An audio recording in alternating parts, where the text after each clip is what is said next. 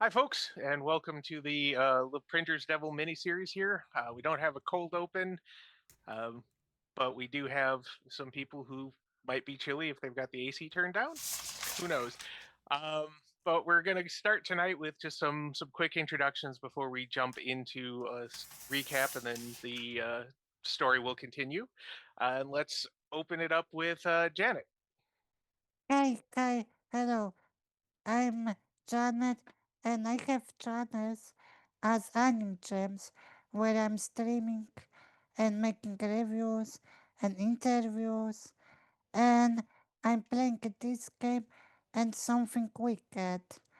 Maybe now, Sarah,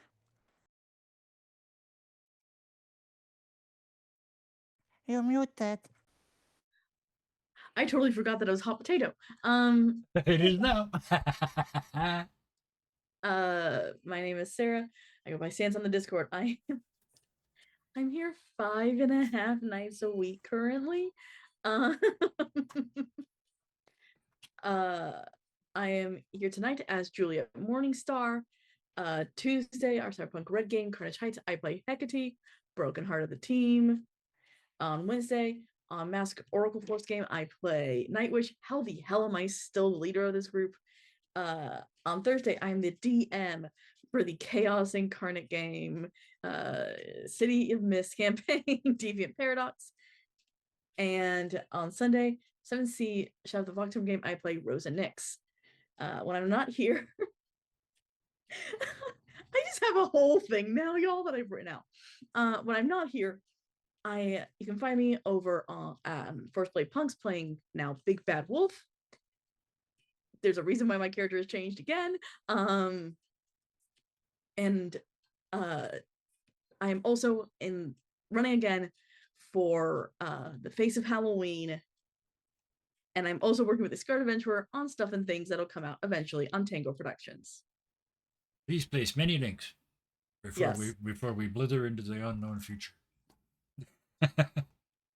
And potato of the hotness, who does it go to?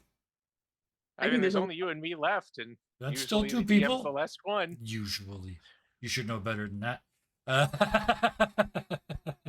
Who's it going to, Sarah?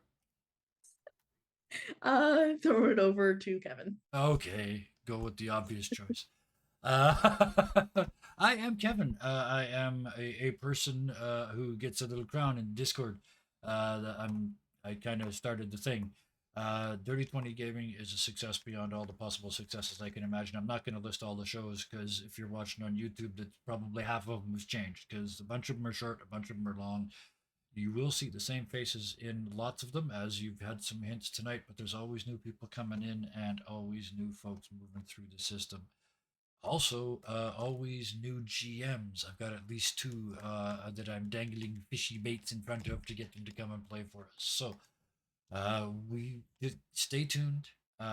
Join our Discord because we're incredibly nice, and I can proudly say we are one of the nice places on the internet. We have been for over 5 years now, and that's probably one of the things I'm most proud of. Over to our imperious leader for the evening, the Kyle of Batness. Nah, nah, nah, nah. Hi, folks. It's me, Bat Kyle. You found me, and I'm keeping the bit. Um, you can find me here on Mondays, at least for a couple more Mondays, just depending on the decisions everybody makes. Uh, could be only one or two, could be three or four. We'll just have to see. You can find me otherwise on Sundays playing Len, the ass of everywhere he goes, the Rizzler himself, our shape shifting homie. And otherwise, right now, you can find me in the chats of most of the other games trying to break everybody who is unwise enough to watch the Twitch chat and sometimes the cast chat, depending on my access levels. And otherwise, you can find me on Discord posting unhinged food memes and being a general menace, or probably in two or three simultaneous streams being a mod and bully at the same time. With that aside, we can go ahead and get started with the story. We'll do a quick little recap here. Last session, our intrepid adventurers, such as it is, were bribed and begged into taking a case that had proven to be problematic and worth a lot of money. Um, a famous author had vanished off the face of the earth without actually handing over his magnum opus, the last book in his series, or at least the latest, though there are hints that it was probably going to be the last. Theodore Zade had always been rather enigmatic. Not somebody given to doing many interviews in his home or anywhere else. Preferred to work through other people and not talk to anybody if he could avoid it. He just wanted to write. And that resonated. What he wrote took off. People loved it. Those of, in the 80s, that would have been called, the weaker minds. Sometimes it had an effect on them, an effect beyond what other horror writers could seem to evoke. Memory loss, aggression, paranoia. But still, he was making money. So, of course, people did a couple lines of coke and kept publishing the books because this, once again, was the 80s. Up until, like I said, he vanished. The insurance company that was handling the claim did put a couple of pros on it, one of whom just dropped everything and quit for maternity leave, and the other who vanished off the face of the earth as well. And so I can't even call them necessarily the B team. Maybe the C team was called in that offered a lot of money and maybe guilted a little bit to take the case and try to find Theodore Zade, or at least his final book, or enough of it for maybe a ghostwriter to finish off, so that many, many millions of dollars didn't vanish, along with deals for movie deals, pre-purchases, the whole thing. Uh-huh. And almost right out of the gate, strangeness began to happen. Starting with their working lunch being crashed by a madman with an axe whose pupils were splitting like they were undergoing mitosis, who was gunned down before he could do any actual damage, but still not something an investigator would really expect to happen. And then they went to the Zade homestead, a sort of creepily perfect neighborhood that treated the Zade homestead like it was a haunted house, even though it didn't look like a haunted house. It was just another cookie ABC sort of ranch style home. But nobody would go there. The grass was really long and overgrown. The mailbox was stuffed with mail and letters and things.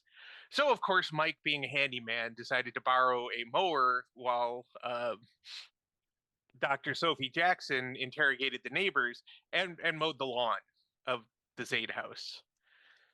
Juliet kind of waited for things to pass. And just as we closed the curtain last week, she felt the touch of a hand on her shoulder and thought she saw somebody ducking back behind blinds, like somebody been doing this and then vanished. Dr. Sophie had stopped to check through the overstuffed mailbox when we dropped the curtain, so we'll get to that in a moment. But first, Julia, what are you doing? Immediately rolling my eyes. Like, oh my God, you have got to be kidding me. This guy has been in his house the entire time. So it is, I'm walking up, because you said it's a ranch style? It's ranch style, yep. So there's ranch like a style with an attached garage, and the driveway splits off into a little walkway up to the porch and front door. So immediately going up, can I see anything in the windows? No. Whatever may have been pulling them down or whatever, the blinds are still very well intact, and they're completely pulled, completely covering everything. Either Okay. somebody doesn't want anybody seeing in, or nobody wanted to actually see out.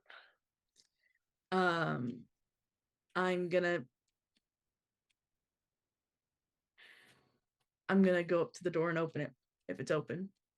Okay. The screen door pops open very easily. A little bit of a squeal that might like catch Mike's attention because it's obviously it could use a little bit of oil, but otherwise, screen door pops open, and you were provided with a key to the house, which is locked at this time. So you can unlock the door pretty easily. Just a deadbolt. There's not even a lock on the handle. It's just a pretty heavy deadbolt. That takes a little work to get going. Like it feels like maybe it actually hasn't moved in a while and could also use oil. I mean, the whole place could use some maintenance. You swing the door open, and there are no lights on in the house whatsoever. And even though it's a little cool outside, like the air is starting to get towards that fall crispness, but not like frigid and uncomfortable yet. The moment you step in, the house feels uncomfortably warm, almost feverish, really. It's hard to countenance. Even with the door open, the air is very still. Like even the air outside doesn't want to come into this place. Leaving both doors open. Mr. Zane? Mr. Zane, we're here with the insurance company. Nothing. Although after a moment, you hear a soft clatter, like dishes or porcelain. But no footsteps, no breathing, nobody calls out. Hello? We need to talk to you. Nothing. Yep, going in. Okay. All right. And There's we'll th- do this a little bit. Yeah, there's nothing spooky. There's nothing spooky going Nothing on here. spooky at all. The moment you really step into the room, you get that a weird sensation of being almost like in a hospital room with somebody who's very ill.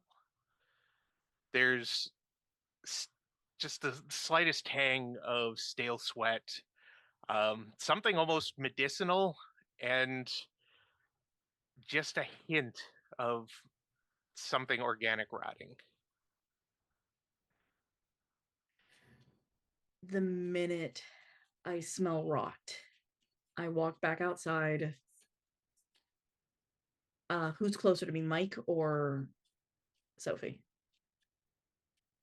Probably so. Mike's next door and cleaning up the Yeah, the Mike's Um, finishing lawnmower. cleaning So, up, yeah. so Dr. Sophie would be at the end of the driveway I'm with the too letters. close to smile. Yeah, it's Dr. Jackson. I think What someone what is it? And can I see if look Mike at can talk to one of the neighbors. We may need the police. all right, but I'm scared that if we got police, they cover up everything we can find, and we be hard to investigate. And she doesn't want to say out loud that there's a body, Yep. but at the same time, she's just like, Dr. Jackson, can you come up here then? Maybe?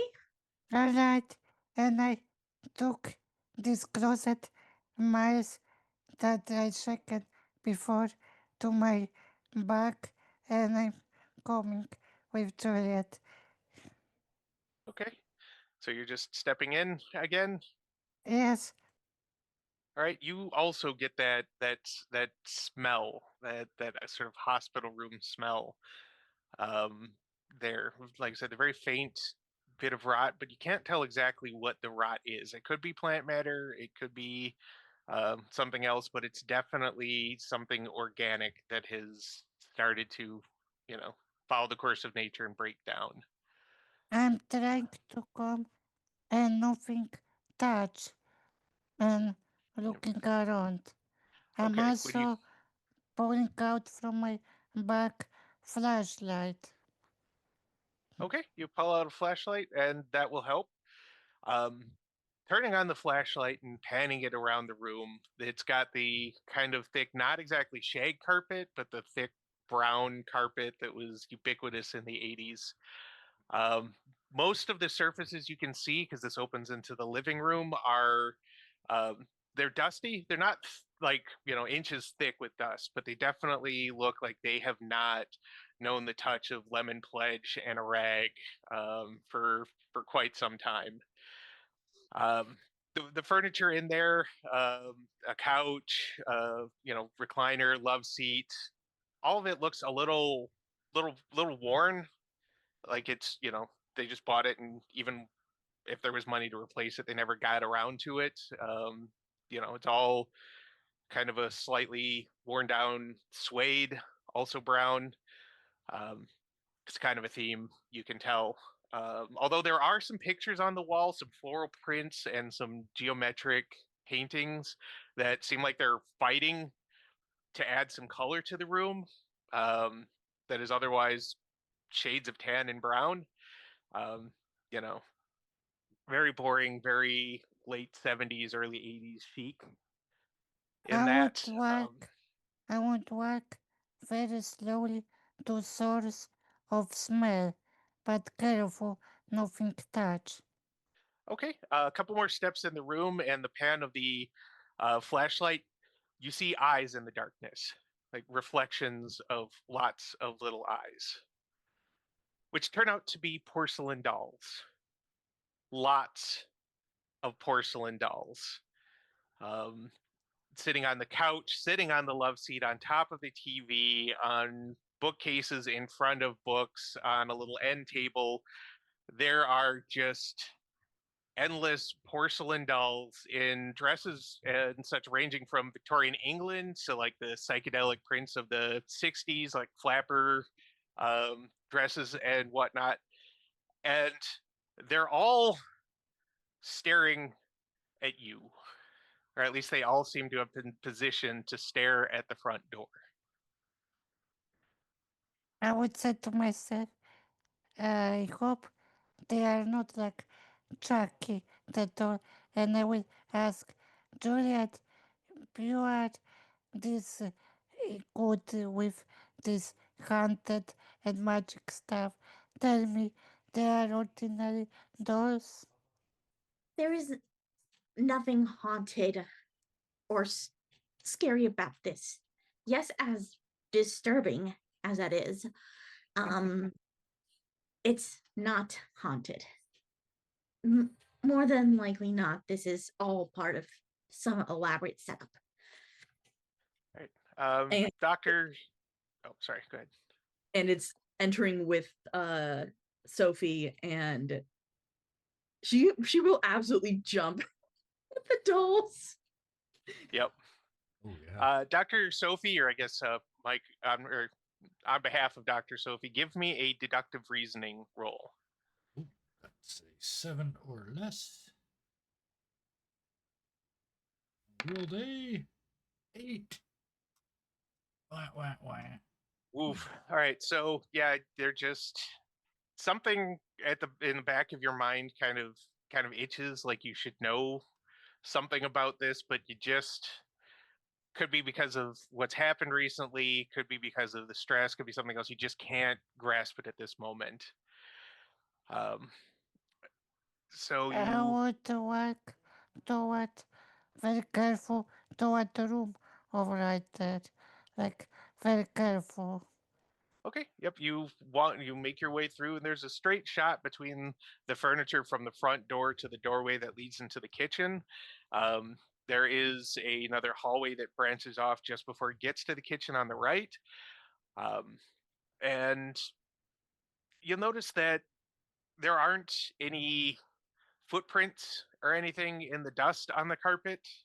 Like you can see, the carpet itself has started to gather a layer of dust, and it doesn't look like it's been disturbed anytime recently. Although it may not be your specialty to figure it out. It's at least not overt that somebody, nobody's coming stomping through here. Which would be weird because you know that the other investigators also had access to this house. Just putting that up there. When you get to the kitchen, and this is about the time we'll have Mike start to catch up. Assuming he's going into the house, because I don't think anybody told Mike what they were doing. And so when Mike gets out of the garage, he'll notice that he knew what the plan nobody. was. Yeah. You knew what the plan was. And So. I absolutely, because I saw this, is that as time was going on, I'm thinking eventually Mike, he's gotten completely distracted cleaning, because when you put it back, it's got to be cleaner than when you took it, right? Those are the rules. Exactly.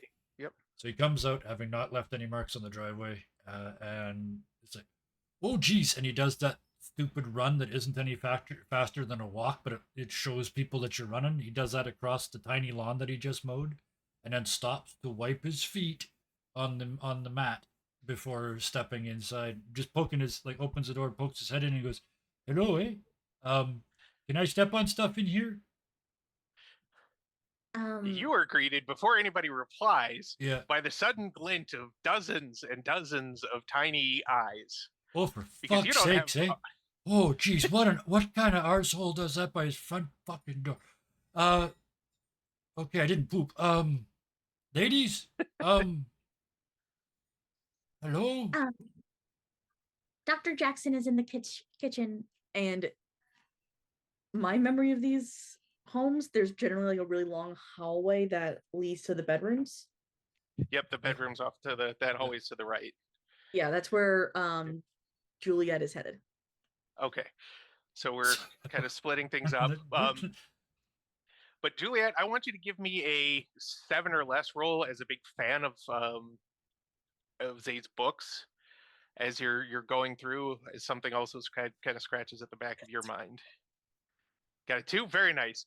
You remember something like this in his first book in the series, the one that really took off, the Grim Anthony, where the main antagonist had set up an entire house full of dolls like these, each one holding the trapped soul of a sacrificial victim. Oh, I like where this is going. I want to see the next room in the house we'll to see if I'm right. Okay, but we'll get to you and down that hallway after we're done with the kitchen. Yeah. Oh, yeah. Oh, yep. I want to watch. And Mike, are you going? Are you actually stepping foot into the house, or are you hanging out and just kind of waiting for the screaming? I'll step in, and as soon as there's because I'm presuming the smell and the heat and all that hasn't dissipated, right? It has not at all.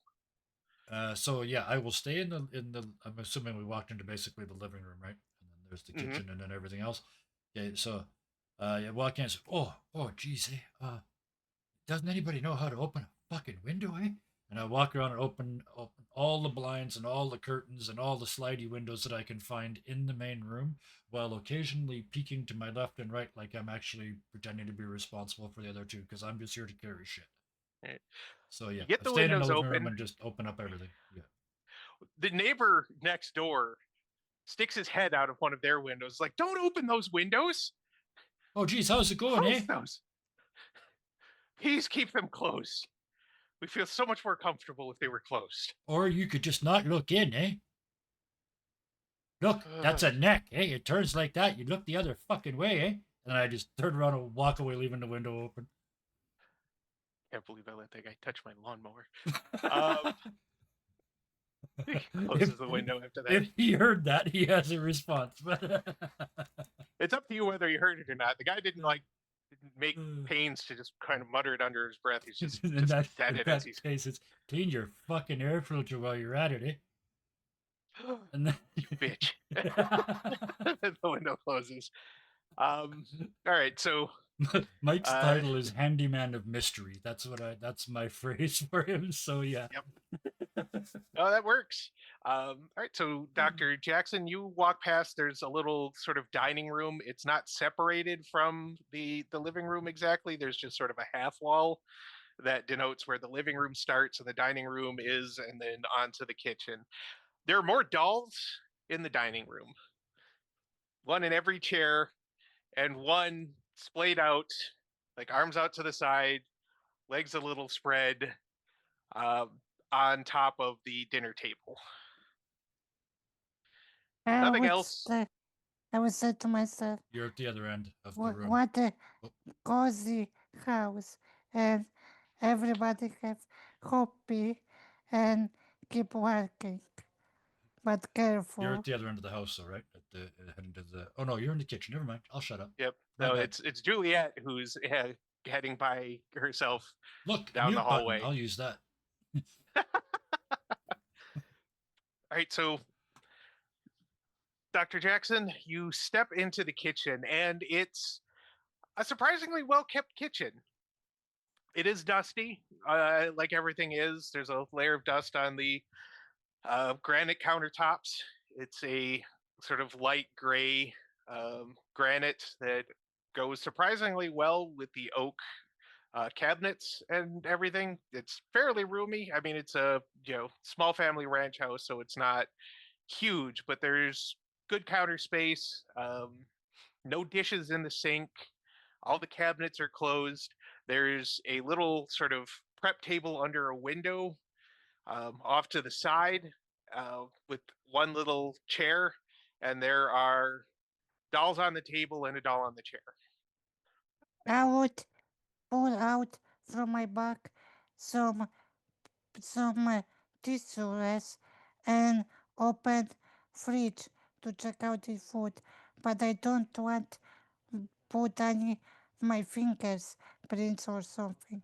So this is That why is I'm taking from my bag tissues and open fridge.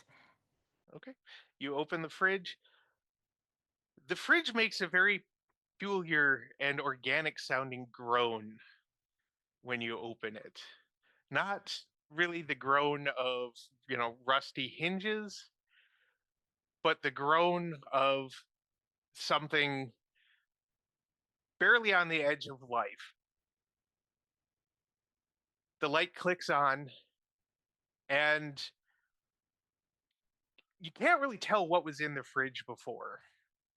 You see like an open and incredibly expired milk carton, um, and what might looks like it was the sort of rotted remains of an egg carton, um, some Tupperware that's so full of fuzz that you can't really tell what might have been in there, and you, the smell when you open it is 100 times worse than just the little scent you were getting. It's hard to say exactly how long it's been since any of since the fridge was open, since any of this had been placed in there. But it's definitely, even if you're not a forensic scientist of any sort, you can tell it's at least been a month, if not far longer, given how decayed some of this is. I would And fast I would fast close this fridge because okay, smell. as you're closing it, you could swear just for a moment that something in there moved. And it feels just for a heartbeat as you're trying to close it like something is pushing back from inside the fridge before it thunks closed again. I There's would no. I Go ahead. would scream, Juliet, I need your expertise. This fridge is alive.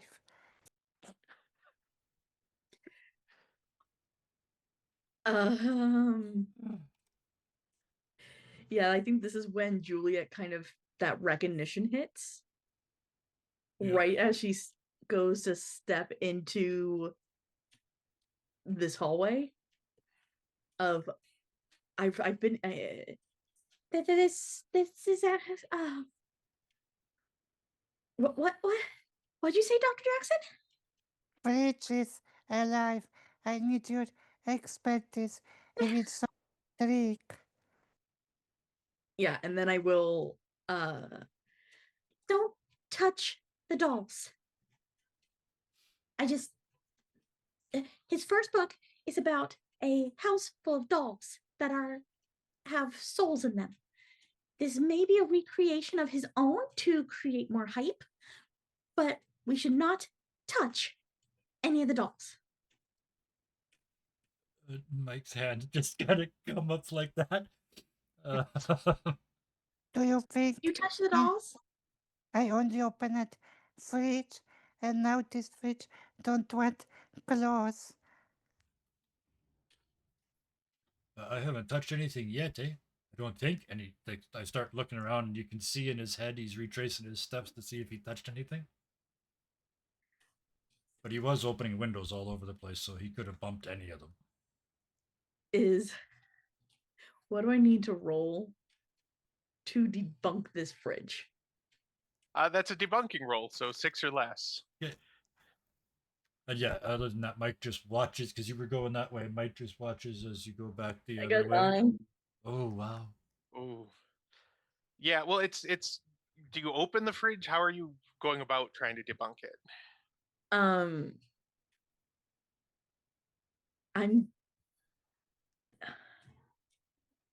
I'm going to have Dr. Jackson walk me back through these steps that she did exactly. Okay, and that involves her opening the door. Hmm. Okay, so you walk her through, and Sophie, are you letting her? Have you do the Are you- steps and then open the door again? I would open but jump aside because I'm scared anything inside could attack me. Our big Well- tough cop who Let the interviewed everybody on the giant street. spider attack Yeah. Juliet. Got it. When you open the fridge again, there's nothing in there except the expired carton of milk. It doesn't make the sound you heard. There's no rotten food in there besides the carton of milk. It's just an empty fridge with a stinky, probably pseudo cheese at this point. And as she opens it, Juliet closes it back. It's not haunted. We're just scared because this house is scary. Everybody give me a roll as But- Juliet goes to close it again very quickly. But there was more Just food. tell me what you got. It disappeared. Me? Yeah. So Dr. Sophie starts to explain it. I got an 8, and Dr. Sophie got a 9. Holy shit! All right. Well, the 6 is good enough. Juliet, even as you're slamming the door and trying to calm everybody's nerves, you notice the milk carton has a "Have you seen me?" on the front, and the picture is Theodore Zaid. Oh. And yet they did not do adults on milk cartons. By the way, just in case anybody didn't know, it was never adults. It was always kids. Yeah. Juliet's gonna end up with white hair from the trauma by the end of this. Yeah. Juliet, could you check expired date of milk? Maybe this is clue when he vanished. It again, this is all part of some sort of thing to make people excited for the book. As I see that, and I'm gonna open it back to basically show that not touch it. I'm not touching the milk. Yeah. Not touching it, but it's definitely like a see, look. It's just part of they're just trying to build hype. I know that's not the words for it. No. We can see what you're saying. The date on it is 4 weeks ago to the day.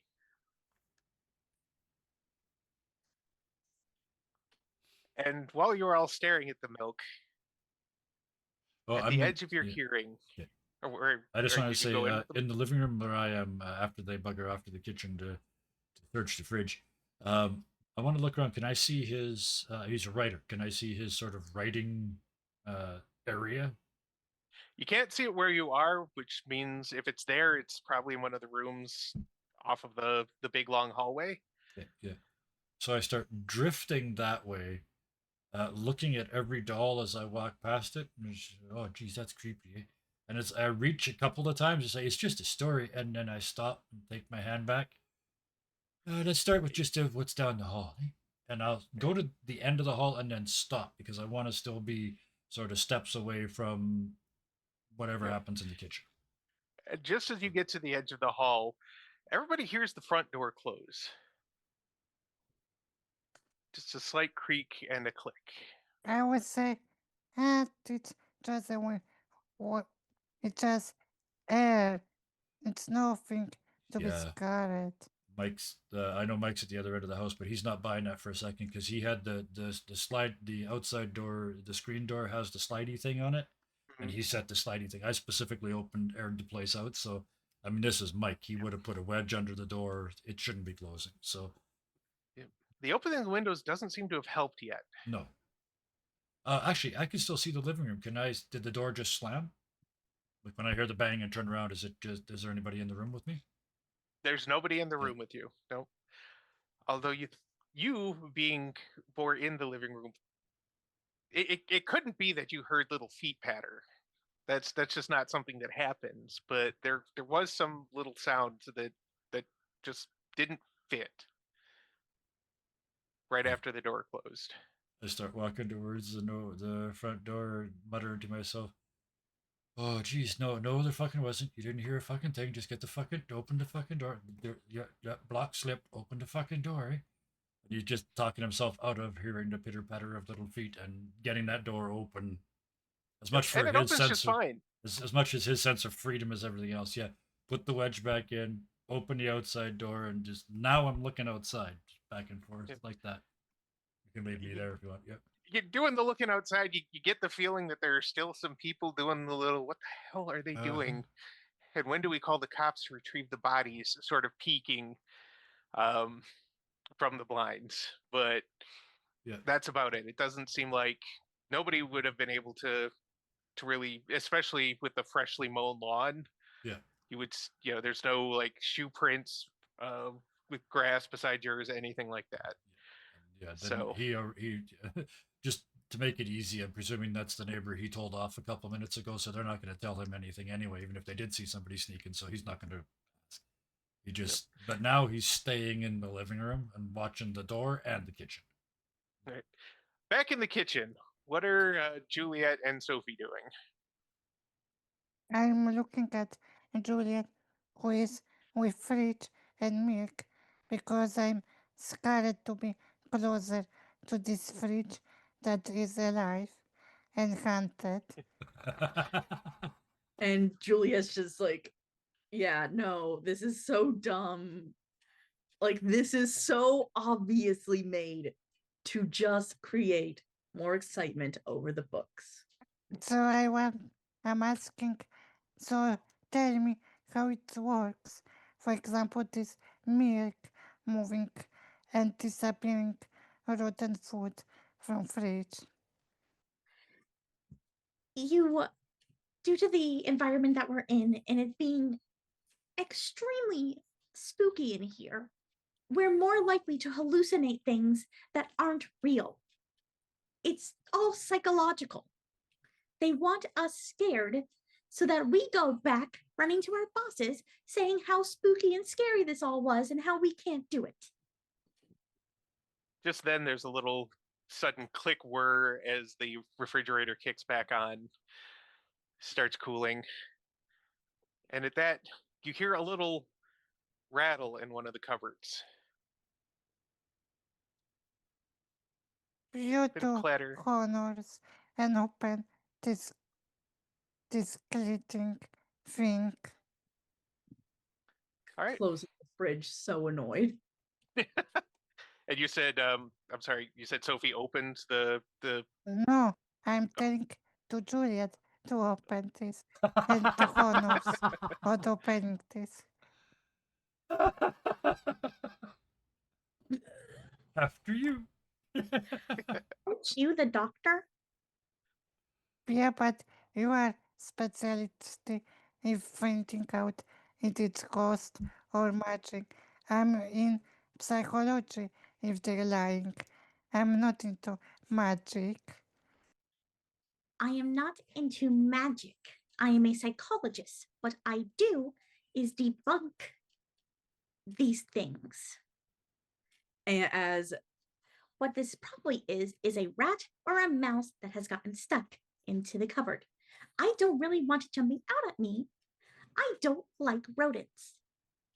and at that she opens it so that the she's behind the door when she opens it. All right. And for the first couple moments, nothing pops out. You know, and there's no real jump scare because Juliet has already called it. You see a little rat, just doesn't leap out, doesn't do like the the horror trope. Oh God, there's a rat. Just kind of looks at you like, could you close the door? I live here. Exactly. And closes it. And Sophia, and Sophia will be thinking, how does a rat survive that long without food and water? Oh, but this But she, this but house is she full don't of food. ask. Like it's rotten Yeah. and everything, but yeah, there's lots of food. Which is fine for a rat. Toilets. Yeah. That's a good Yeah, water source. but yeah, but the rat won't climb into fridge with food. I can't operate the door.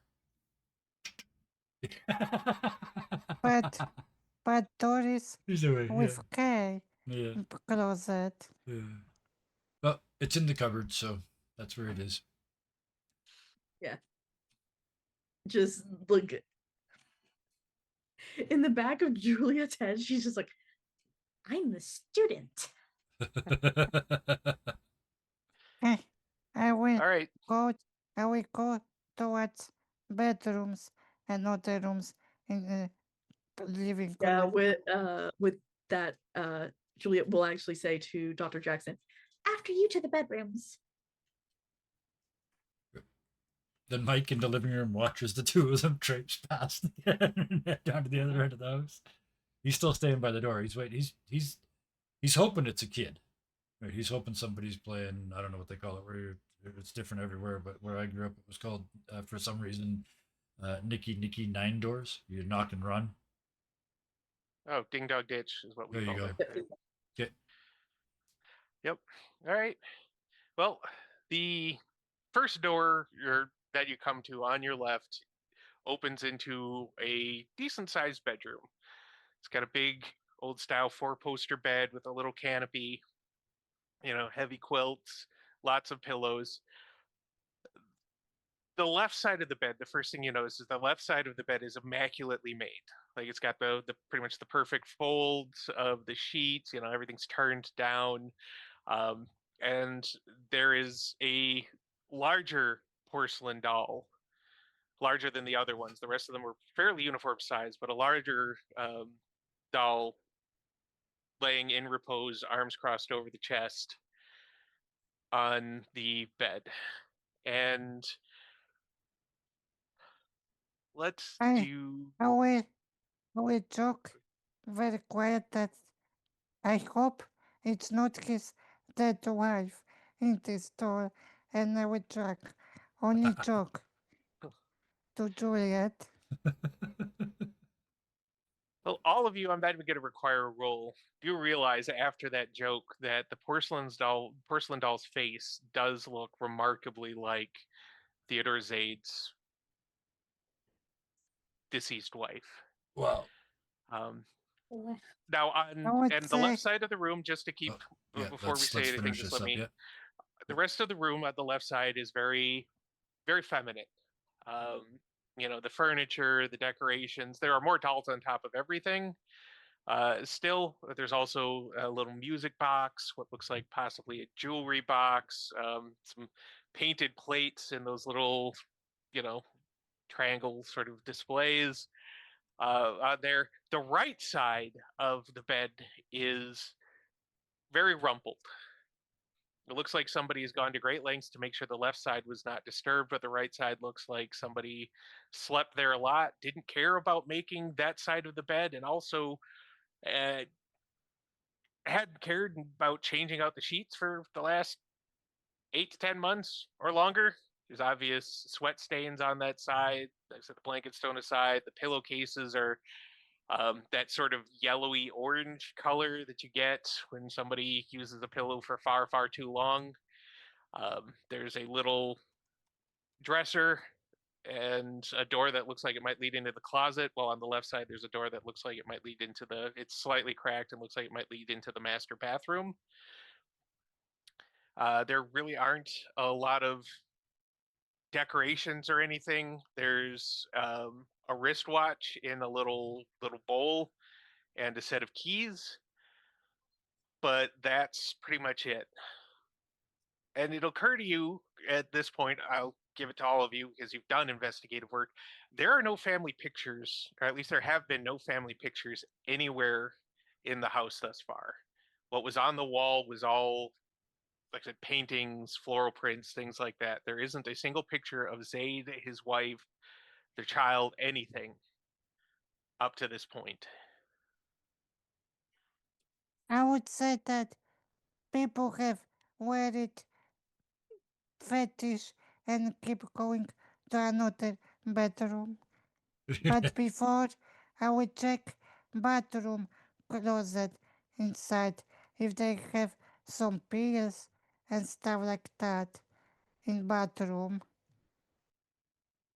This bathroom is scrupulously clean despite the layer of dust. Once again, it seems like this room hasn't been used in quite some time. There are the little decorative seashell soaps in a little seashell dish, but they have obviously desiccated at this point. They used to be much Yeah. bigger, but now they've got a kind of cracked and shrunk, and they've got that sort of white film on them. The shower curtain is very flowery and also very clean. The tub is clean. The toilet, well, however much of you check it, is clean. There's a single toothbrush and a toothbrush holder, and it's pink with a little flower on it. The medicine cabinet mostly holds some painkillers, some feminine hygiene products, and I would two. I would check expiry date of these female products again and PS painkillers. Well, it would be, God, what would it be back at this time? Pamperin, was that the big one in the 80s? Yeah, but I'm Idol. curious if they are very old or recent, bro. They're not a very recent product. You can tell the expiration date on the bottle was actually 4 months ago. And given how long a lot of these are rated for, you can guess that they were bought several years ago, at the very least, possibly longer. There generally aren't expiration dates on maxi pads and such, so really the only thing you have to go off are some of the pill bottle dates, and all of them have been in here a while. Some of them have been in here for, like, expired. The aspirin expired 2 years ago. Aspirin expires. would- Not my Oh, I house, it would- doesn't. I would go away from that and to next bedroom. Okay. Is everybody going with? Anybody inspecting the Juliet? closet Yeah. before we move on to the next room? Juliet is going to go look for his office effectively. Okay. So Mike, as the are you two going of with, or you? as the two of them leave that bedroom, I'm gonna walk in, look over at the left side, and just mutter under his breath, "Oh, jeez, eh?"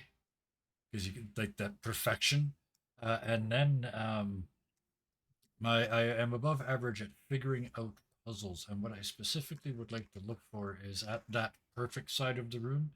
Is there anything that doesn't fit? Is there anything in that entire side of the room that shouldn't be there? Because it should be fairly easy to tell. It should be. Yeah, give me a roll. That's only a 6 because it's only something I'm above average at. 5. My first success Perfect. of the night. All right. So you, using your puzzle knowledge, looking over that side of the room, you follow the gaze of the wife doll, Yep. as it were, and you notice one of the dolls sitting on a little, it was, a little sort of tchotchke Yeah. stand, one of the little, just a couple Oh, yeah. shelves, and Yep. one of the dolls there appears to be holding a folded letter. Okay. And I sort of look over my shoulder, the two of them, make sure the two of them are out of the room. And then, okay, so don't touch the dolls, eh? And I reach over and I try to take the letter without touching the doll. Roll the save versus. No, just kidding. I was reaching for the mouse. I was. I'll click. I'll click. All right, it's much folded, and it looks like it's been handled quite a bit, just from finger grease and such. Yeah.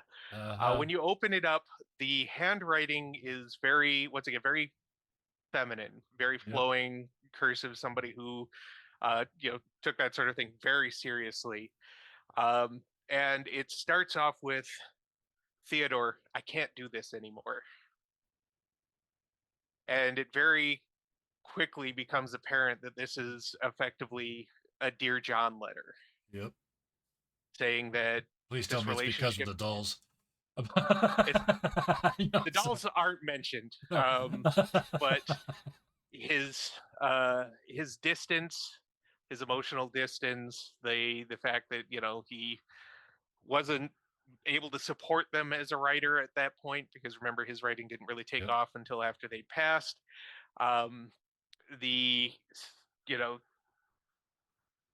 Just a litany of years of a relationship that was not tended to or nurtured finally coming to a head. And you notice that just remembering what you'd gone through with the files, that the date that's on the letter, she signed it at the bottom, the date is the same day they were struck by the driver. That she mentioned she was going to start divorce proceedings. She wanted full custody of their child because she didn't feel that he was a fit father. And I fold the letter back up. I stopped because I had to think. Fold the letter back up. I almost put it back. And then I tuck it into one of the big pockets in my vest that I'm wearing.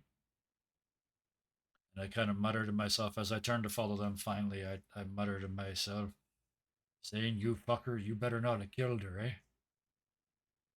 And I turn around to walk out of the room with the intent. I'm not going to do it now, but with the intent of when they've got a second, explaining the letter and showing it to them, to the other two. Okay. So you step out, and before we cut to just a moment, before we cut to Dr. Sophie, Mike, you notice that the dolls you can see appear to be looking at you now and not at the front door. Or at least they're looking down the hallway. Yeah. My hand sort of unconsciously goes to the letter, like that's what he figures is triggering this, because he's got it in full, like he bought this completely, right? They moved. So, and then I walk across the room, trying to watch all the dolls at once to see if they track me. They don't appear to be tracking you when you're doing like your ha-ha. And then finally it's like, oh fuck, eh? And I close my eyes and count to 5 and open my eyes again. None of them are looking at you now. Oh, thank fuck, eh? And then I turn around and follow them. Okay. So while Mike was doing that, the first bedroom on the right you come across is a small nursery. It's obviously meant to be a children's room or a little craft room. There's a little crib, or well, actually fairly sized crib for a toddler. It's done up obviously for a boy in the 80s. So the race car and cowboys and all sorts of boyish stuff on the wallpaper, lots of stuffed animals, a little rocking horse, like the little children-sized rocking horses, that looks like it was well used and abused. It's missing chunks of its mane, things like that. And there's a sense of profound sadness in this room. Like it's difficult to step in, even if you only knew the barest part of the story. Something about this room just it oozes sorrow and regret through the walls. I want to check if there's any drawers with drawing or journal or anything like that, because maybe this kid wrote something about his parents. You find actually give me a deductive reasoning roll, so 7 or less. I want it. You A mute, 5. Kevin. 5? Okay. Yes, A5. 5 is good. You do find, and there's one of the little kitty changing tables that have the drawers for diapers, and it's got the little kind of fold out edges and everything. And in the top drawer, you find a series of crayon pictures. One is obviously a dinosaur of some sort, although it's hard to tell which one. It's like the kid decided that all the dinosaurs deserve to be one dinosaur. Um, you find one that is of a race car with a tiny little stick figure in it, and you find one that's kind of the ubiquitous family drawing, only it's the kid with the mom, with the dad over here with what looks kind of like a book, and a very sad son. The background is the sky blue crayons and the grass green crayon, but the sun is frowning. It's obvious the even the little boy could tell that there was something wrong with his parents, because kids can always tell. I want to look at the last one, drawing, to tell others. Okay. Now, Juliet, were you investigating this room with Dr. Jackson, or you were going to keep going? I'm looking for his office. Okay, so we'll get back to Dr. Sophie and Mike here in a moment. Juliet, you come up to pretty much the end of the hall, and there are two doors across from each other. One leads to a bathroom that you probably wouldn't want to enter without a hazmat suit. It's obviously the bathroom of a man who has never really cared about cleanliness or just couldn't be bothered to do it, but also didn't feel like walking down to the master bathroom. When you open the door to the study, it's like the entire house takes a breath and then exhales. That stuffy, hot, still air starts to break up. Like there's actual air movement through the house. The study itself is wall to wall bookshelves, other than the window that's facing the front of the house and out into the yard with the blinds pulled. In the middle is a big kind of old-fashioned writing desk, the roll-top kind. Yeah, old, dark English oak, brass accents, just really beautiful. The kind that I myself would aspire to own, even though I don't write anything. My penmanship is terrible. That aside, you can see just from where you're standing before you even step into the room, past the little, there's a big leather wingback chair. Like he was really going for some older aesthetics here, but Yeah. there's also a spot on the desk itself right in the middle where you can see the wood's a little lighter, there's less dust, and you can see the scratches and smudges of where the legs of the typewriter would have sat, or older typewriters, although of course it's not there. Other than that, there's one of the little brass lamps with the green hood on them right on the side of the desk. And then, like I said, just bookshelves full of books. And as you scan through them, you can see mostly they are books from other horror writers, popular and lesser known, although there's still also some classics, the Iliad, the Odyssey, Shakespeare, all of that mixed in there. And you'll you see Pride of Place on the desk as well. I always forgot to mention this, but this is something I really like. He's once again got one of those little, almost like the plate supports with the little hooks, and on it is a first edition copy of Pet Cemetery. You can tell, like one of the first runs of the book.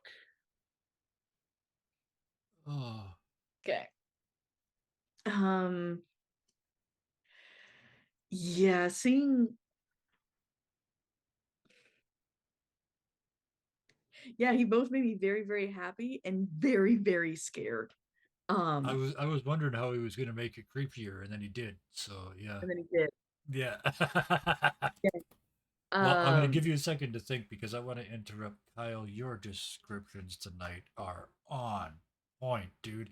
I can see every room. I can smell every room. I can see the sun going down through the smog in the distance. I can smell the autumn leaves. Stunning. Back to Thank the you. game. Yep.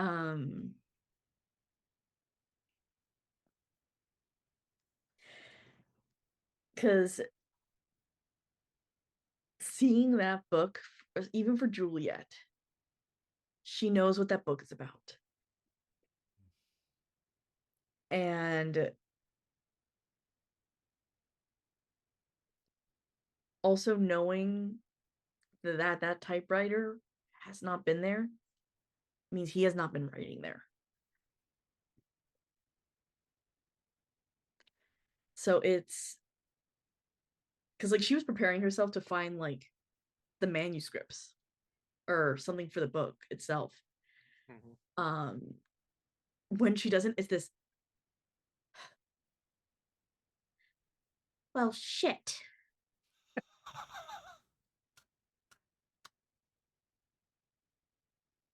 and yeah, she's gonna head back out because this is a dead end.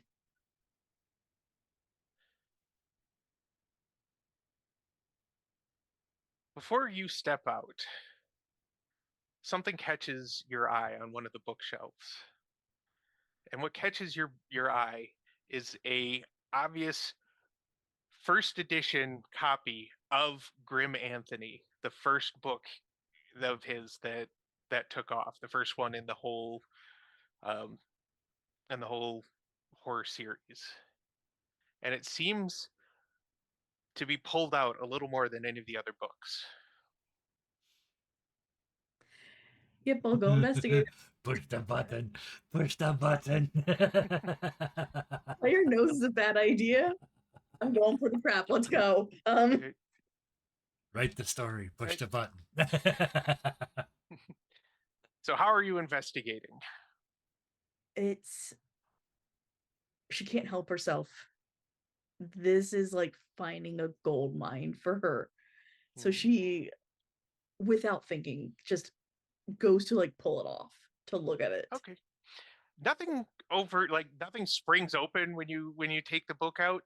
Although you do hear just the faintest scraping paper sound behind you. Turn around to look. The second book in his series, another first edition print, is sitting just slightly pulled out on a bookshelf across the way. And in fact, as you're looking at it, it's like a pattern of books, all first edition, all slightly pulled out around the room. And of course, it was probably there that way the whole time. Probably, and I just didn't notice it. I didn't really that's the room or anything.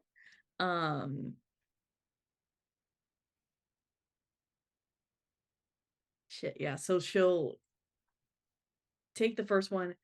She's going to put it on the desk. Walk over to the second one. And yeah, just pull it off. Yeah, Okay. of And all once of again, us, nothing you would know happens. the order, right? Yeah. Yeah, and she's going to put the order correctly on the desk. Okay. While you're doing that, if Mike and Yep. Dr. Sophie are going to join you, this will be about the time they pop in, seeing you putting the books on the desk in order. And oh, sorry, go ahead. I would ask, what are you doing, Juliet? So he hasn't written in here, at least for a while. But as I was leaving, I noticed that he had some first editions that were seated kind of weirdly in the bookshelves, and I figured if I collected them, it might help, like, give us a better view of what we're looking at here. Do whatever you want. I only wanted to show you this, and I show picture of this kid. Then Mike takes one glance at that, pulls the letter out of his pocket, and says, "Well, that goes along with this, eh? She was going to divorce him on the day of the accident, if it was an accident at all, eh?" And Julie does not touch this edition of Pet Cemetery. She does not. She kind of like glances over to it. he had Pet Cemetery on his desk. If you don't know what that book is about, it paints a very grim picture here. I never read that book.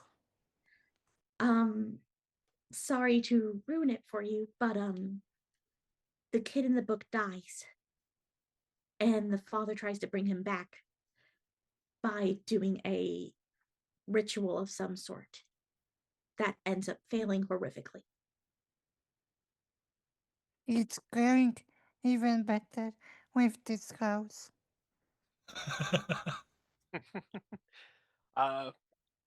Mike? Mike's just slow blinking, like trying to put this together. Like, what the? Yeah, I just wanted to mow the lawn again. But yeah, you were saying? Okay, Mike, I want you to give me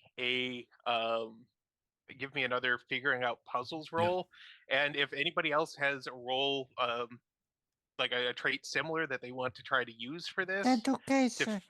Deduction, I want. Deduction. Yeah, you Okay. got deduction. So mine is it. a 5 or less. I rolled a 3. Everybody's going to get a -1, which Okay. is good to lower their roll. Well, in that Juliet, case, what did you? in that case, I rolled a 2, and Dr. Sophie rolled a 1, Woo! Let's Woo! go. and Juliet rolled a 5. We all succeeded quite madly and Okay. fiercely.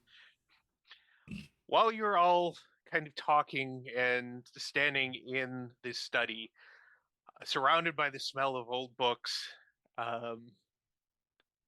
it just it snaps into perspective for all of you that on the covers of the dust covers of each of these first edition books, there is a partial red line somewhere on the cover on each of these covers. Yeah.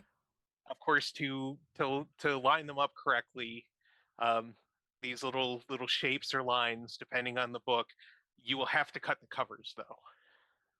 There's no way that you're going to be able to line them up. Oh, because we need the whole front and the back. Yeah. The whole adventure fails because we're unwilling to mutilate even virtual books. But remember, these are just the dust covers to Yeah. cover first edition. Yeah, you can slip them off. But they are still valuable, but they're not like overheads and see-through laminate. So to line them up, you will have to cut those pieces out. Of all the people in the world who can get another first edition, it's probably him, eh? In fact, if he's like most writers, I know he's got boxes of them in the closet somewhere. Yes, but why does this hurt so badly? Because you slipped with the knife, and I head over to the desk, open it I up. would also Yeah. I would also put my scissors from my pack. Yep. Yeah. Okay, there you And go. I go to the desk, open it up, and while I'm looking for a knife or scissors, I realize I'm standing in front of this desk, and I just start opening drawers. This is his desk, right? And It there is is. there is a thing. Almost every one of those has a thing where the bottom drawer won't open unless the top drawer is open. Hmm. It's kind of the world's dumbest security thing because everybody knows that that's how it works. But yeah, just to I do know that. So yeah. Yep. Yeah. And you can give me you and in this case Juliet. Juliet, you can give me a debunking roll since you're used to looking for little triggers and switches and things that might be, oh, this is how they got that moan or this is how they made that noise. For Mike, we can go with good at fixing and creating machines and electronics. Okay. Oh, oh, you got a 1, and so did I. Oh, nice. We both won. Well, So then yeah. both of you spot it together that there's actually in the second drawer from the top, when you pull it out, there's actually a small button you can just barely see on the underside or on the top of the drawer itself. Yeah. Is somebody pushing the button? I always say when you see a button, you should push it, eh? Especially the ones marked "Don't push," and without even really like anything more than that, I just reach in and click the button. Okay, perfect. You click the button, and on the underside of the middle of the desk itself, just under Yep. a very thin little tray pops out. And held in there is a very carefully folded map of the United States, one of the colored state ones with Oh the, yeah. Yeah. the lines and such on it, and a last will and testament, leaving everything to his wife and child. So he hasn't. It's clear he hasn't, as far as you can tell, at least updated it, even after the accident. And you find a single brass key, like one of the old school keys to a lock that doesn't seem to match anything in the house that you've seen thus far. It's very well cared for. It's actually uh, almost a foot in length, with the sort of a fleur de lis on the Yeah. one end of it, and then the very toothy Skeleton key. Look. Yeah. skeleton key. Yep. I'll just look at Juliet and say, "But I got big pockets, eh?" Well, at I least have one of us does. also, I have also back. Yeah. And then Juliet. I said, Well, one of us does. I turned to Dr. Sophie. You want to carry it or should I? I can carry. Give me. Okay. And I wake it up. And I will pick it up and then hand it to Dr. Sophie. So if there was a trap, Okay. I'd set it off. Could There's you no trap. also, could you also give me map? Yeah, but I want to have a look at that first, eh? I take it out and put it on the actual blotter on the desktop and turn on the little lamp. Is there light here? We've never touched a light switch. Yeah, It's a typical you horror haven't- show. We haven't touched a light switch since we walked in the house.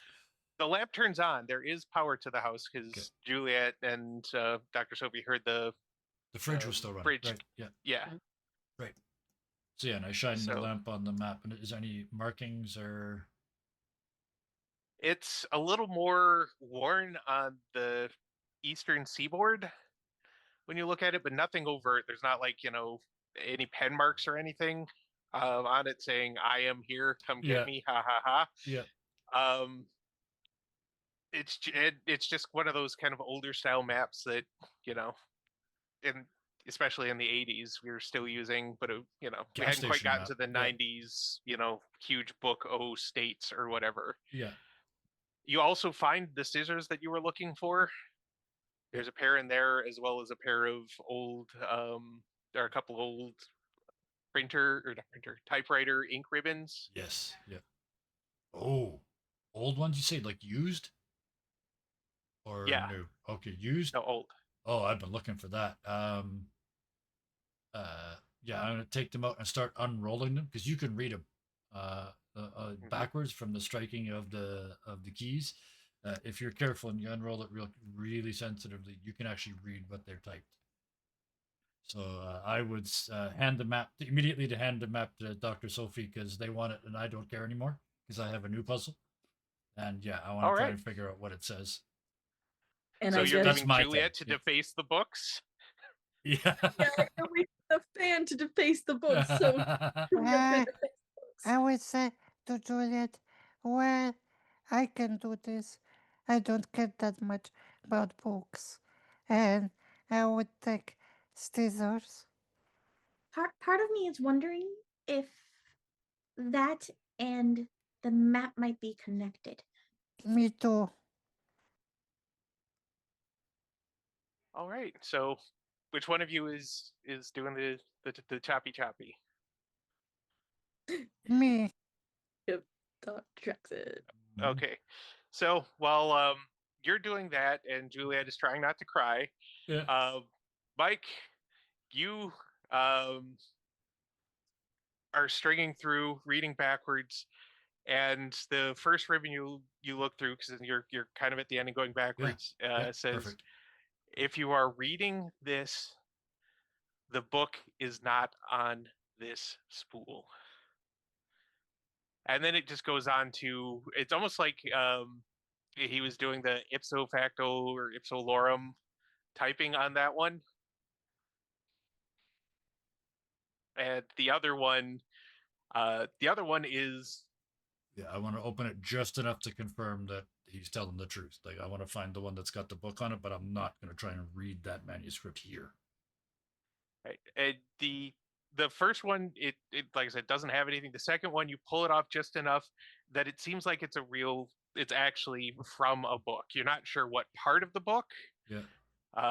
The chapter isn't written out in anything, but it definitely mentions was my brain just locked up, sorry. And we have it on. It's canon that Mike hasn't read them, so immediately, especially because it's a good way to distract her from her grief. Dr. Juliet, which book is this from? Not a doctor. Oh, close as, eh? Yes. Uh, I still have to do some more on that end. It's all And yeah, mostly paperwork, eh? And what book is this from? Eh? can I know Yep. that or?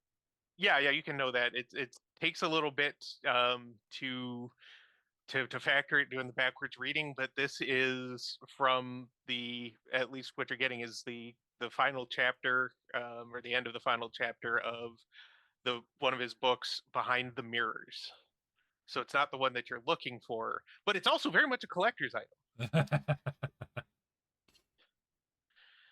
Yeah, she'll tell him which book it is, and at the same time, it's very much she gets kind of very excited Yeah. and is trying to continue to read it.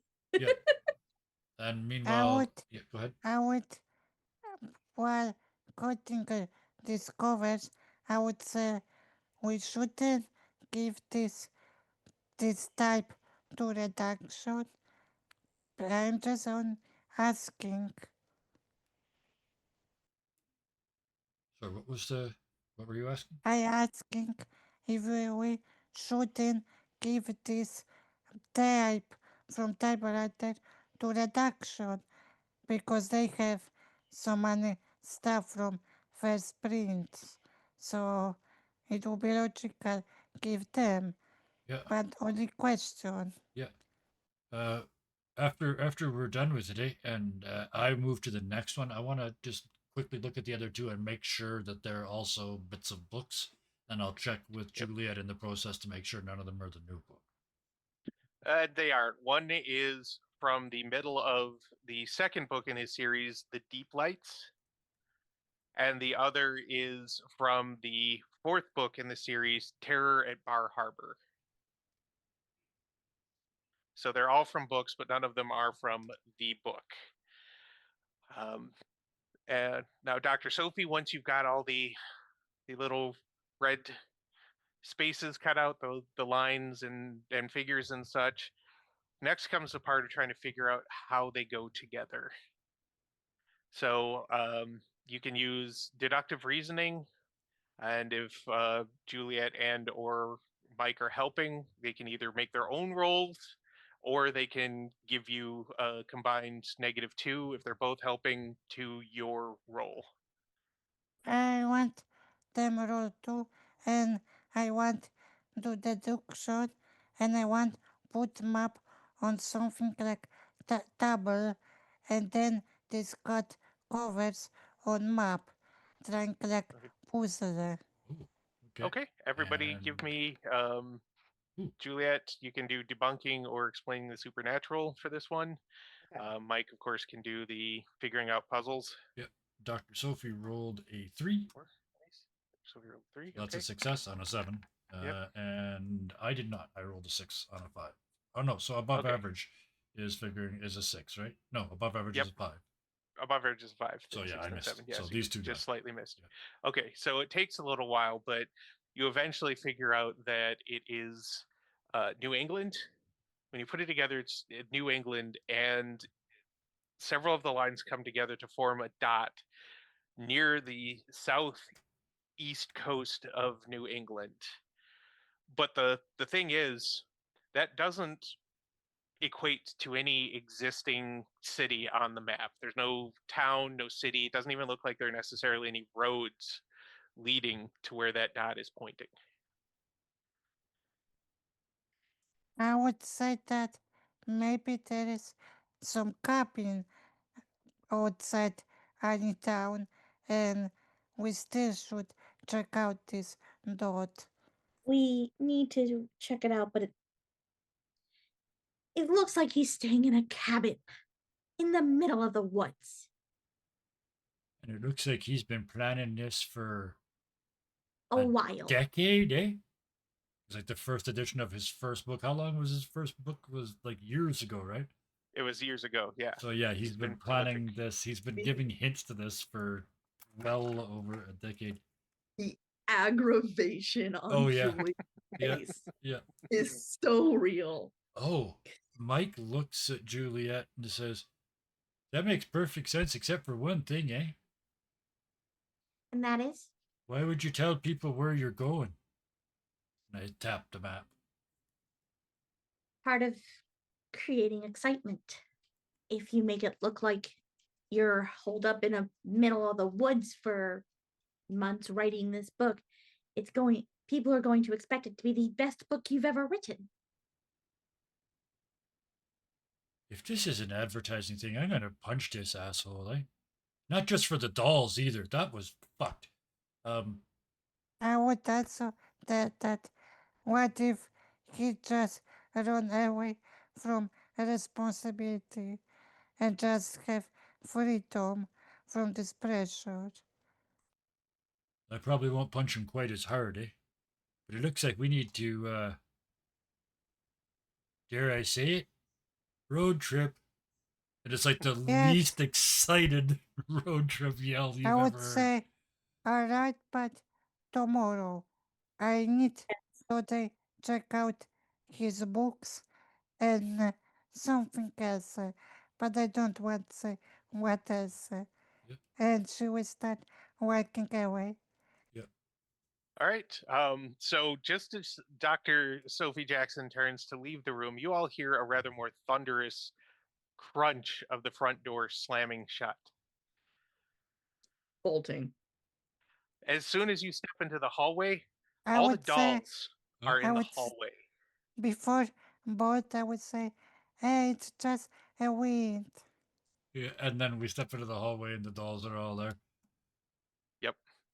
The hallway, wall to wall, end to end, the dolls. I hate dolls. I would say to Mike, do you have hammer? You are handyman, so maybe you have hammer in your pocket. I grin at Dr. Sophie and say, "Steel-toed boots, eh?" And I'm punting, I'm shattering for no good reason other than I don't. This is creepy as hell. I could just sort of push them over and get us out of here, but no, it's like the kid going through the leaves in the fall. Somebody just raked him, and I'm going intentionally wrecking him on the way to the door. Through the clatter and the crunch and the carnage. It's got to be just your imaginations, all of you. It's just the tune up of the the discovery and the stress and the unknowing. But you could almost swear, not quite, but almost swear, you hear the faintest, most distant screams as the dolls are obliterated. uh, Like something on the barest edge of your hearing, filtered through Lord knows what. Yeah. And as you get out to the living room after you've stomped every doll you can see, you find one doll sitting in front of the door with a dead rat in its lap.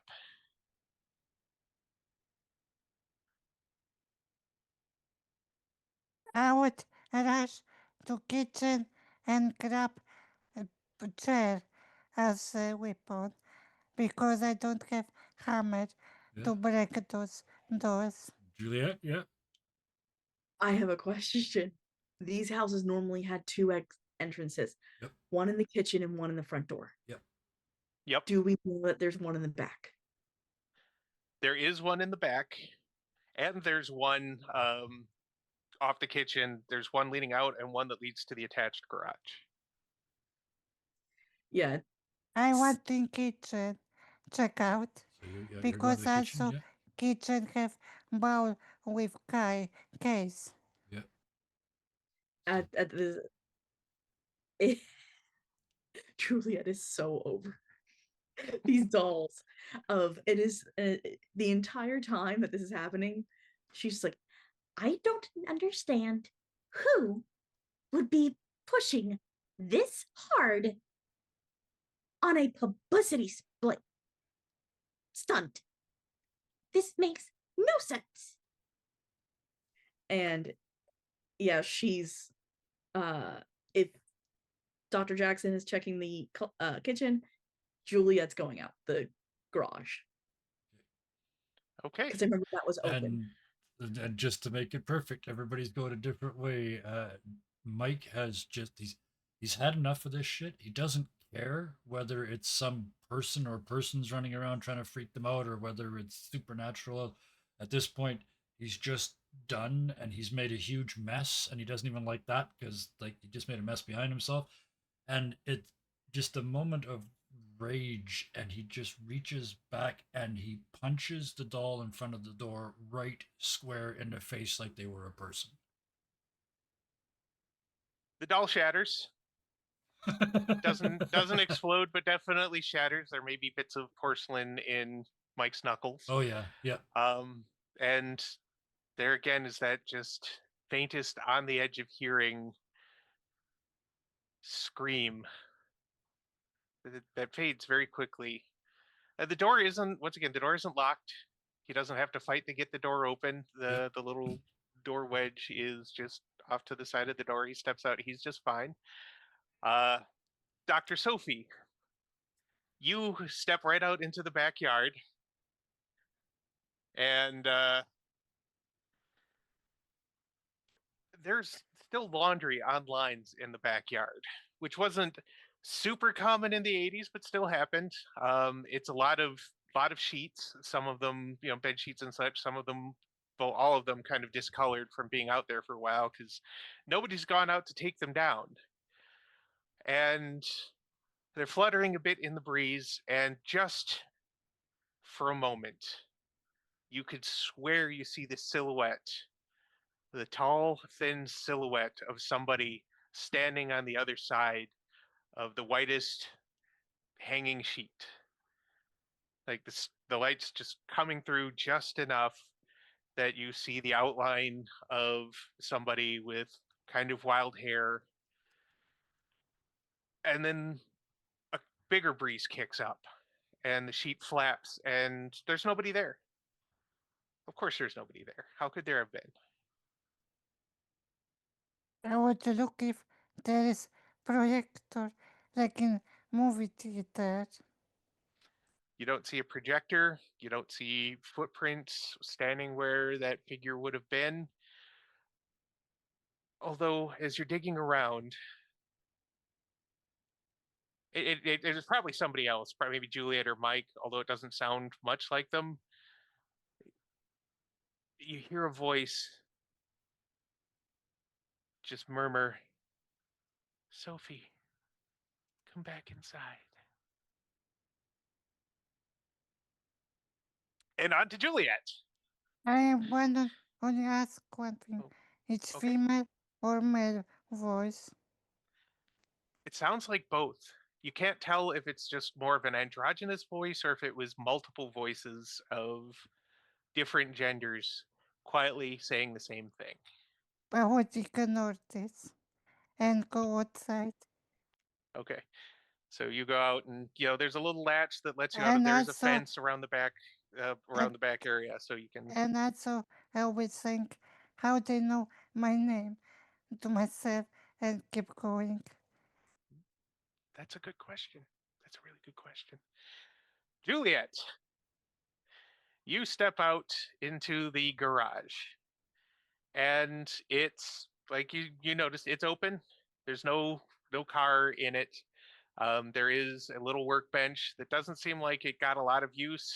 That obviously hasn't had any use at all for quite a while. Just dust and some tools lay scattered on it.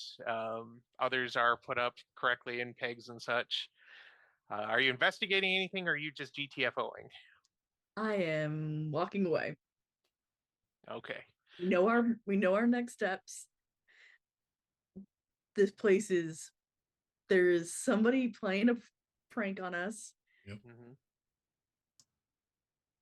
See Juliet starting to sweat, trying to figure out how exactly they move $200 in 14 seconds, but she. No.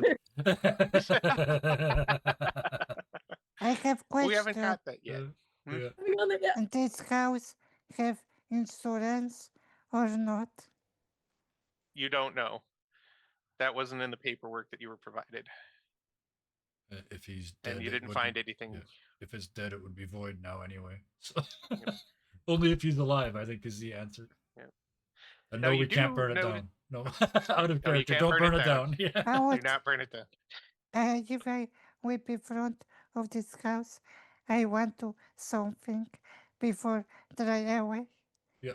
I want to Okay, do what one do you more wanna thing. do? One thing before we drive away too, but we still got to get Juliet out of the garage, I think. And actually, Mike's punched it, but he still hasn't walked out the front door either. So yeah, but yeah, Juliet's in the garage. All right, you can all walk out. Mike, you walk out. Juliet, you walk out. And you're all out. Nothing seems to be chasing you out. That sort of oppressive feeling starts to fade once you're out of the house itself. What did you want to do, Dr. Sophie? I want to say that I just feel I need to do this, and she will much pull out from her back and fire a throw to house. The minute that she pulls, did you say you pulled out a match? Yeah. Yeah, Yeah. or a lighter. Yeah, Juliet is putting her hand over your hands and just kind of putting it down. I know this place has put all of us in a very awkward situation.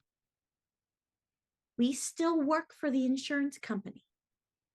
We should not be burning this down. We might need to come back and look for more stuff too, eh? And if this arsehole is still alive, I want to personally watch him sweep up all those fucking dolls, eh? We Mike's choking on porcelain dust. we have too many unanswered questions to be acting rashly. Alright, I'm only scared that we need to deal again with these haunted dolls, and they could hurt someone else if They're- this come after us? It's not haunted. There is just something going on. We don't have all the pieces yet. I'm only scared that if we fail and someone next come to this house, then someone could be also pranked or even hurt. I don't think anyone else is going to go into this house. Well, not if we find him, eh? Exactly. We need to do our job. Alright, and so we come to car. There's just one thing I want to do before we go, eh? I walk over to the neighbor's mailbox and I straighten it. And you probably until you see him do it, you didn't realize it was just slightly not lined up with his driveway. Straighten it, and then make sure it's straight, and look up at the windows to make sure he's watching me. I'm assuming that 'Cause he is. Yeah, because he is. Because he would. He is, and the wife and the guy Yeah. who rushed into his house to avoid you Yeah. guys. They're all just And like, and I nod and would- say kind of loudly, "That's been bugging me since we got here, eh?" And then I walk over to the car. I would also yell to Mike, could you pull under door this piece of paper? And I would write that if something happen or you want to talk about these weird noises you said, please call. And I will put Oh. number phone to this wife sister who didn't want to talk. okay. And we said to Mike, pull this under this door and point out. That's not your number, eh? I'm beginning to like you, Dr. Sophie, and I walk over and I put it on the door. I don't know whose it is, but I know she's doing somebody dirty. Yeah. So yeah. All right. Well, then, once you've done all that, the driver stubs out cigarette. There's a small pile of butts near his feet where he's just been kind of hanging out, letting you all do the haunted house stuff. Mm-hmm. Everybody loads into the car. Don't forget that Dr. Sophie still has all of the mail from the mailbox Yep. to go through. I'm presuming we and- took the covers of the books too. If not, we'll have to go back in and get them. But the map that I we we made, can say we'd that have you to took take the that, map right? and So, the yeah. covers. I Yeah, you have take all that. also, I have also books of design and key. And the big key. Yep. Yeah. All right. Did you take all of the typewriter tapes with you? I was It thinking was about Mike. that. Yeah. If they hadn't have, I would have. Okay, so somebody took it. Okay, perfect. So the car starts up. People start to the blinds start to go up. Everybody realizes you're leaving, and they're happy about it. The car pulls up into the driveway, backs out of the driveway, makes a little turn, starts to drive away, and that's when anybody who's still watching the house notices that the garage door starts to close, and you could swear, or maybe not swear. You could chalk it up to stress or anything, but you could swear. The study window, the blinds are hooked down for just a moment, and it looks like porcelain skin and a porcelain finger. Because remember, or maybe I didn't mention it, but I'm just going to pretend like I did. The wife doll was not in the hallway. Yep. I presumed because you would have mentioned that. Yep. I I would have mentioned that. would say to myself, seeing that, but I'm whispering to myself, I really should burn this place to the ground. Juliet, what's your response to that? I'm trying to figure out. I'm actually going to do. If you have no skills, it's 4 or less, right? Depending, what are you trying to do? I may give you Yeah, better 3. rules if I. I very rarely do that, but I would like to intentionally fail to not see that. I didn't look in the rearview mirror, Okay. so just the 2 of them do. Yeah, and Juliet just immediately kind of starts into, see, I told you there was another person there, someone who, while we were, and starts Yeah. trying to debunk the entire Just- oh, yeah. situation in the Yeah. car. At 800 miles an hour, half an octave higher than you normally talk. Yeah. Yeah. All right. Trying to So convince yourself more than anybody else. Yeah. And it's also trying to like calm Dr. Jackson as well. Yeah. Yeah. Trying to bring everything down. Yeah. There's no such thing as There's no such thing as magic. There's no such thing as ghosts. None of it's real. So for the two of you that live in the city, you'll be dropped off at your home if you would like. Mike, you have a really nice hotel room. It's not, quite the bridal suite, but it's a definitely more upscale hotel than you probably spend a lot of time in. Yep. And total coverage to get room service if you want, or get shit faced at the bar. It doesn't really matter. It's all going to be expensed. Couple of beers out of the fridge. There's probably a 6-pack in the fridge. That's usually how that works. Then you have to order if Yep. you want more. So just the 6-pack. But when he gets back to his room, locks the door, both of them, because there's always a deadbolt on the little chain thing, and there's usually like 3 locks. All of those, check the windows, make sure those are locked too, looking for sticks or something to fit in there so you can't, even if you unlock the window, you can't slide it. It take 15 or 20 minutes doing that. Check the bathroom, make sure check to make sure there's nobody under the bed, and in the cupboard under the sink. And then Nope, nothing. And then takes out the letter and unfolds it, and just sort of, there's always a big mirror in those rooms, and just tuck it in one corner of the mirror behind the TV. And then just sit on the bed with all his clothes on, pop the pillows up behind him so he's propped up, and just sit there and stare at that letter, just like this, for hours, until finally he gets up, takes off his clothes, and goes to bed. Once he finishes his 6th beer, that's perfect. Yeah, the timing. He thinks about this for 6 beers. Look at me holding the beer, and then puts it down. I haven't held a beer since 1986.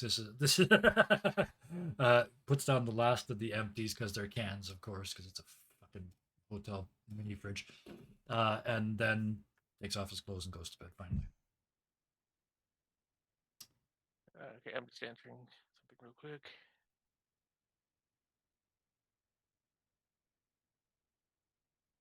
I honestly don't know why he did that. Mike's freaking me out a little bit.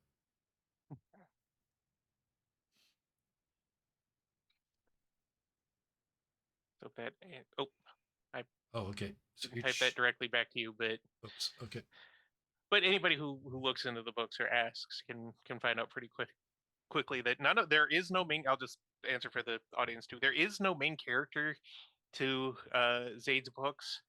It's kind of like pattern like Lovecraft, in that it's different stories with different main characters, although there are calls between the books, reference to this professor, whatnot.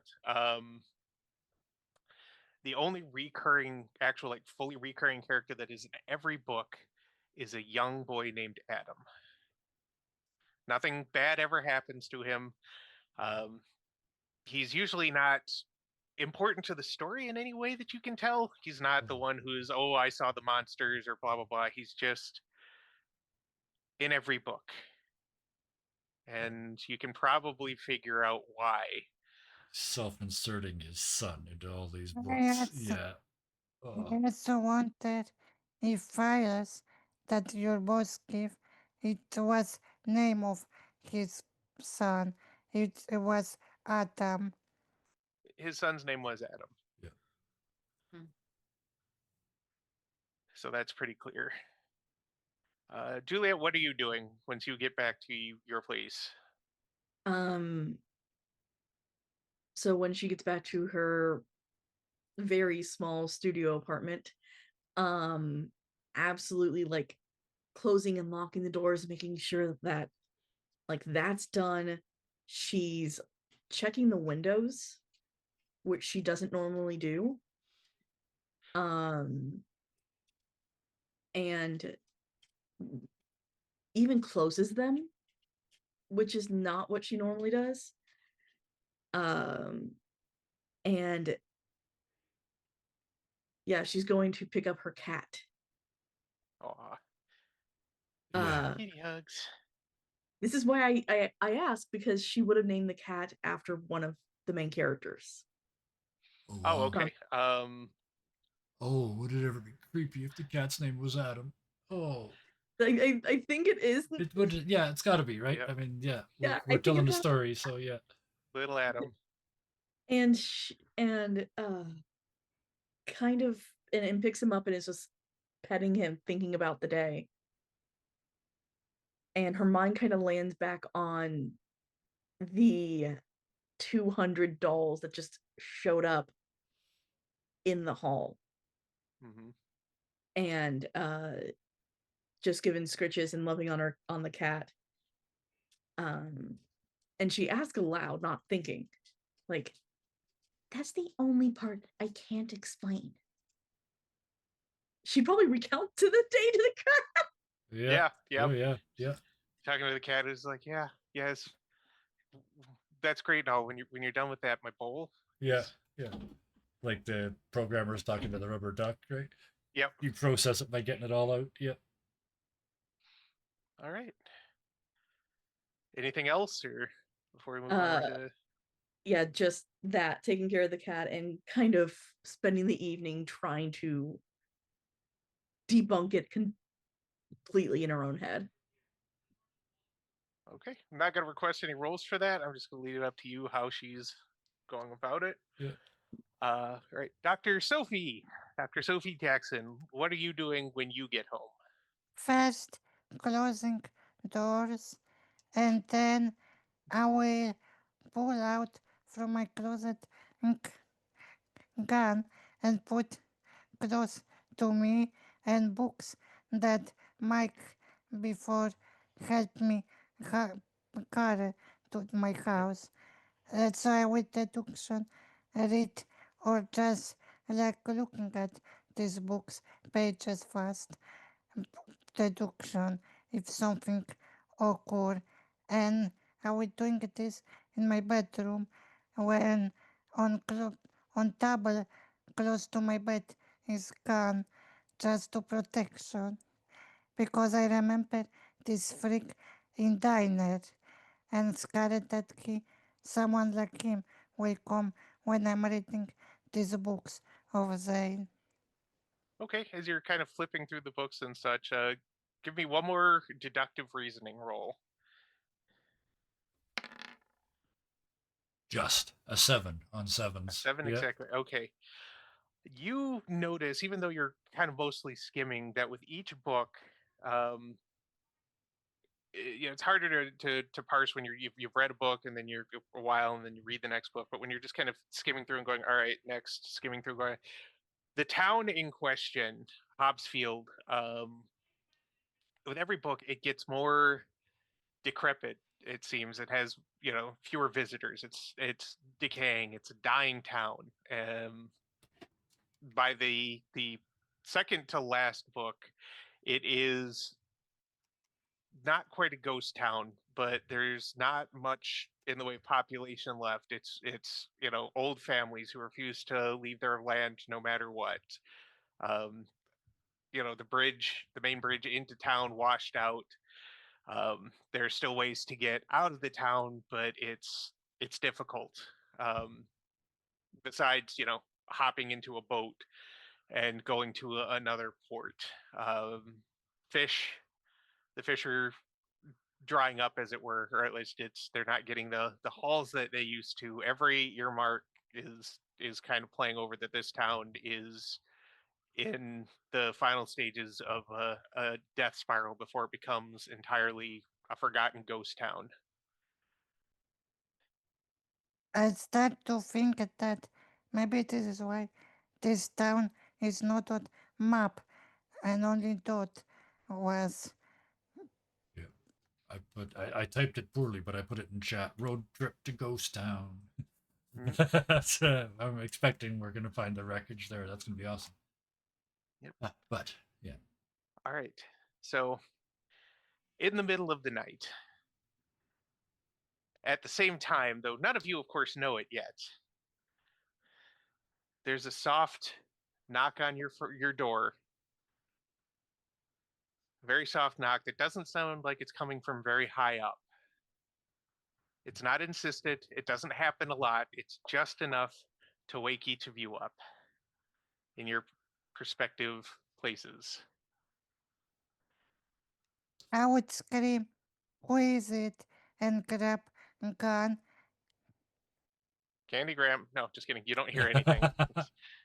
I step And I in. would, Yeah, you go and ahead. I would also think to myself, I shouldn't burn this house. Really? uh, I put on. I'm just wearing like when I stand up. I almost said gaunch because that's the word we used at the time. I'm just wearing my Y front underwear, just like my plain old because Mike wears white underwear, right? Yep. Just wearing my drawers. Stand up and put on. I go to put on both boots, but then I realize I'm in a hurry, so one steel-toed boot, just the right boots, my kicking foot. And then I Yep. go over and I'm going to stop myself just as I'm trying to figure out how to undo 3 locks at once with 2 hands. I specifically said there's 3 locks. So Yep. hoist on my own petard. But yeah, he's Yep. foiled at the moment, but he wanted to hurl it open and face them. And if it was a 2.5 foot doll, he's just going to punt it, no questions asked. But he's stuck with it. So yeah. It's not a 2.5 foot doll. Yeah. When he does get it open, and this will be the same for each person who opens the door. There are no answers. Nobody says anything. Juliet, If you call did you out, open the door? Juliet goes through the door Yeah. Me and is too. listening for footsteps. So the No two of I them, footsteps. yeah. wouldn't. Okay. I wouldn't open. So And neither then one grab. of I them would- I open would it. Yeah. grab. Okay. I would And I wait a would little bit grab- and then I would open. Okay. I Okay. wouldn't open. Okay, then you don't need to worry about this. But Perfect. Mike and Juliet, each of you open the door, and you are greeted by a small pile of porcelain shards and a doll that looks exactly like you, but it appears to have been Frankenstein together out of broken pieces of dolls from the house. But it's wearing the clothes you wore. It's got the closest approximation to your face that could be done. I know what Mike's doing, but I want to see what happens behind the face that Juliet is making right now. Oh, And the Yeah. porcelain shards, you'll notice very small ones. Now, next to the pile by the doll spells out "not nice" in angular letter-like slivers.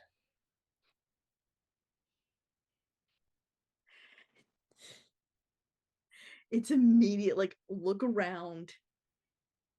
Like, and yeah, she's gonna end up yelling, I didn't touch them. I never touched them. I didn't hurt them. I didn't break them. And then slam the door. Okay, Mike, what are you doing? Mike mutters under his breath, "It's third and long, eh?" And takes in Canadian football we only have 3 downs. So and then he steps forward and punts it All right, with and his steel-toed boot, just boot Yep. right in my face. That's really he's offended at this point. He doesn't know whether it's supernatural or not. Doesn't care anymore. It's just like you came to my room. That's too much. So yeah, it's just going for the 30-yard, going for the 50-yard field goal. Just all right, yeah, the doll just explodes. Bounces and shatters off the wall across from his door, and just lays there. You don't hear any of any of that possibly screams.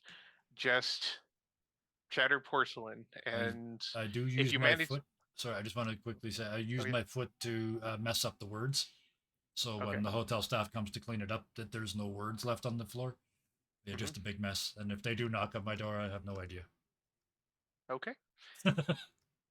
Well, if you manage to get back to sleep, or if you stay up the whole night in terror, either way, there's no other sounds. Nothing else disturbs your slumber, even your dreams or whatever your dreams are going to be.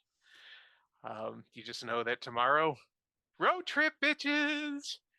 I could see Mike laying And on top of his sheets. He hasn't undone the sheets at all. Like they're still Yep. hotel fresh. He's laying on top of that in his white underwear and one boot. Oh, that's where we're going to draw the curtain for tonight. Thank you Oh. very much for enduring this. Oh, I had fun. I've put a lot of work into this, and I'm glad you're all enjoying it. that was special. That was you are amazingly good at this. I bought every second of this world. I can smell it. I can see it. I lived in it once. I know what down the street looks like. Your descriptions are absolutely like it's just enough. Put the frame on things to let everybody hang the details on themselves, and it's absolutely stunningly well done. And the story is good, and it's creepy, and you keep piling on the creep. So bravo, bravo, bravo. Thank you. And thank you to everybody in the chat for hanging out and chatting with us. I know I haven't interacted really much with the chat. It's not because I'm worried about being breaking. I'm very focused on You're delivering busy, this man. story. But I appreciate you being in there and experiencing this with us. And barring some other emergency, we'll be here again next Monday. I Yeah. see you, Fox. I do see you.